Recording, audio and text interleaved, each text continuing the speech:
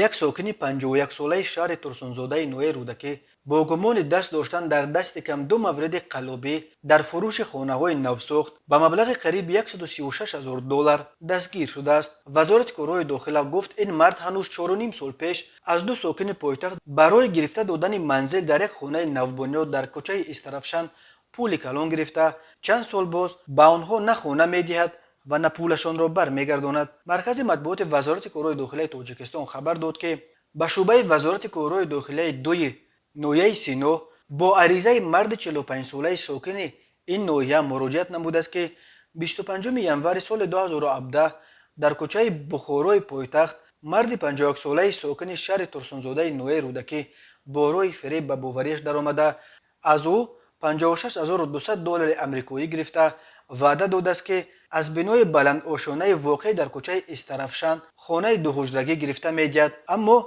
وعده‌اش را تا حال اجرا نکرده است. اینچنین بنا به گزارش وزارت کارهای داخله همین ساکن رودکی روز 17 ینور سال 2017 در کوچه جبار رسولوف پایتخت با روی فریب به باوری مرد 35 ساله ساکن پایتخت درآمده از او 67,690 دلار امریکایی گرفته وعده داده است که از بنای بلند آشانه واقع در کوچه استرافشان خانه دوجرگی گرفته می‌دهد، اما این وعده‌اش را هم تا حال اجرا نکرده است. نسبت به گمانبر شونده بر اساس ماده 247 قسم 4 بند ب کودکس جنایتی جمهوری تاجیکستان با اتهام قلابی به مبلغ بزرگ پرونده جنایتی آغاز کرده شده تفتیشات ادامه دارد. در سالهای اخیر برابر با اوج گرفتن ساختمان در دوشنبه و شهرهای دیگر تاجیکستان موردهای قلابی هنگام فروش منزل‌ها نیز افزایش یافته است. ساکنان را نه فقط میانروها بلکه بعضا شرکت‌های ساختمانی نیز فریب می‌دهند.